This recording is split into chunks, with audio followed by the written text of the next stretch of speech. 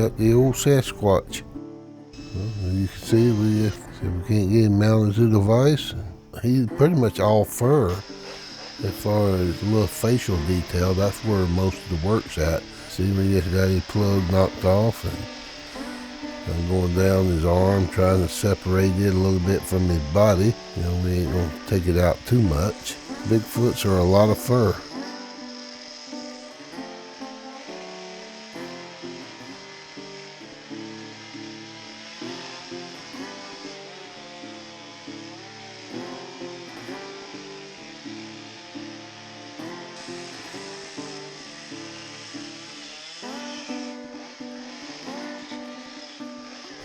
Knocking out the plug between your legs here.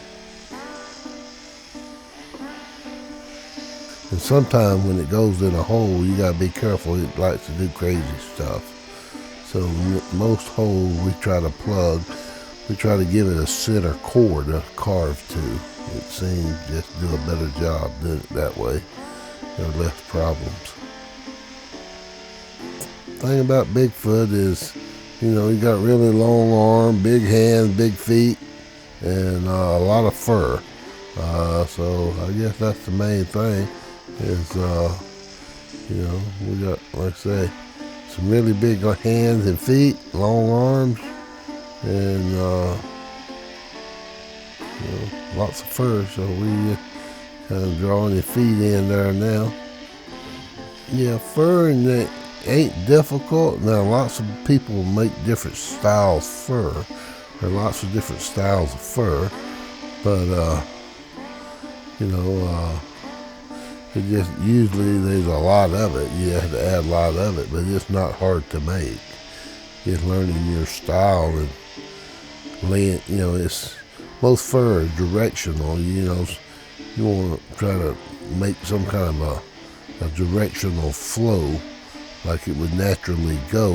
You know, hair don't just hang one way. On different parts of the body, it goes at different angles, and it helped to study, you know, flow of just, you know, most animals, how the hair flows on the body, and once you figure that out, you know, it pretty much works on everything that, you know, you have directional flow off of a body, and just try to follow that. And, you know, like anything, the more you do, the better you get at it. And he was getting a little cold and felt naked on the back, so we figured we might better give him a little fur back there so he don't get cold tonight. Our biggest market that we sell to is by far chainsaw carvers. We do sell to hand carvers too, 1% of our market, 2%, that ain't much. We're giving him some eyes and nostril hole. We're trying to put his mouth in, define his mustache a little bit. You know, he got lots of fur all over his face, so, you know, but we're just trying to show it, the definition between his face and his, all the hair on his face. Well, he's kind of half gorilla, half man nostril is kind of what I give him, but, you know, you take him, you can put whatever kind of nose you want to on him.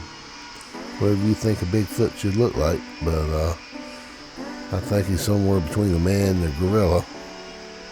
So that's the way I envision Bigfoot, but you know, we ain't seen one for real yet, so.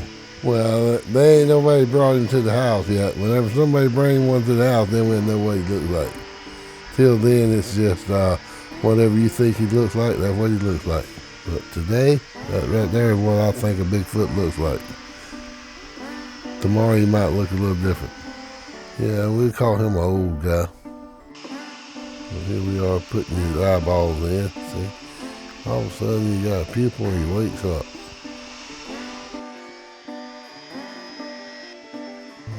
Here we are just putting a little more detail on his eyes, using a Dremel with a square cutter bit, which works really good on this until I blow the cord up. That's where I just blew up my cord. So here we are to a different tool. We blew that one up. We still just doing a little detail to his eyes and his face, nose. You got his eye, face, nose, and mouth there. But a couple of minutes there is time well spent. You say the face is usually what makes or breaks something. Here I just got the tool running over him, cleaning some of the bigger fuzz off of him. He's just trying to knock some of the bigger patches of fur off of him.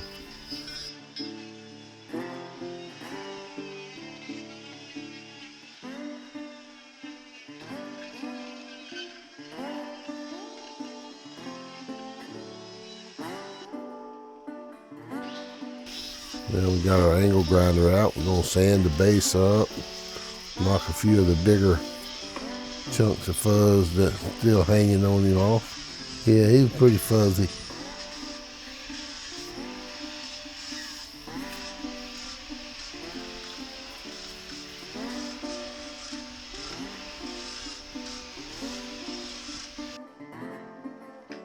We about to get him cleaned up. Here we're back to our old nylon bristle brush. Give him a wipe down, trying to get rid of some of that fuzz off his face. But you can see how it just kind of cleans him up and his face starts coming out. It's a really good tool. Highly recommend them. Now we're fixing to cook him.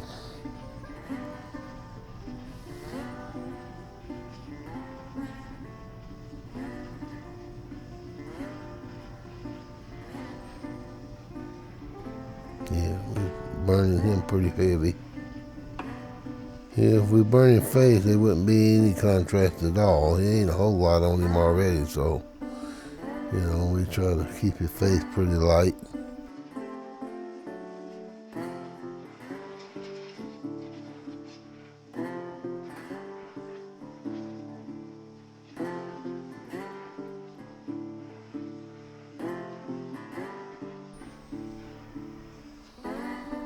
So we got him burnt down a little bit.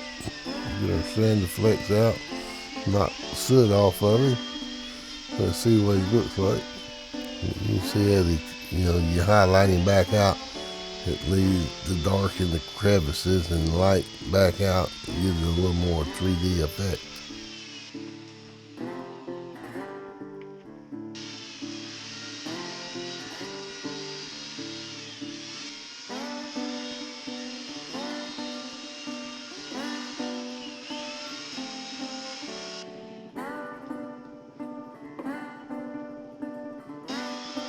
So we just swapped over from a nylon bristle brush to the sander flex to finish highlighting.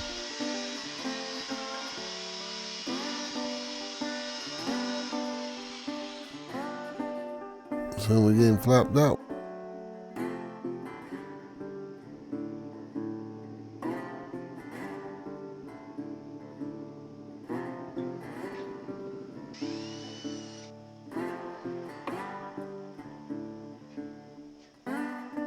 I thought we'd kind of go over the stuff that we use basically on coloring our carvings here. Our main things, I got some dyes here that I made by Mixall that you can mix with just about anything. I use basically water for the 90% of it. Mix, the dye with water. It's real easy to keep clean in my airbrush. But what I probably use even more than the colors is Minwax stain. I like golden oak, is probably my favorite light color. And then I use Ventional and black walnut for my dark colors. Minwax make hundreds of different colors. I basically use 90% of what I do. And as far as airbrush system, I got cheap Harbor Freight airbrush, or you can get them on eBay. That's about what we use for coloring our carvings. Hope this helps. Okay, on the Bigfoot here, we just got our dark colors out, our dark walnut. Just going in, shadowing spots on him, around his face. I did a little fine drawing. I just pulled it down to get the colors in there, but it's pretty much just darkening the low spots again with a little golden oak over the top. Then I usually break out my flap sander and run back over it real quick to highlight some of it back out, and that's it. I hope y'all have a good one, and we'll catch you on the next one.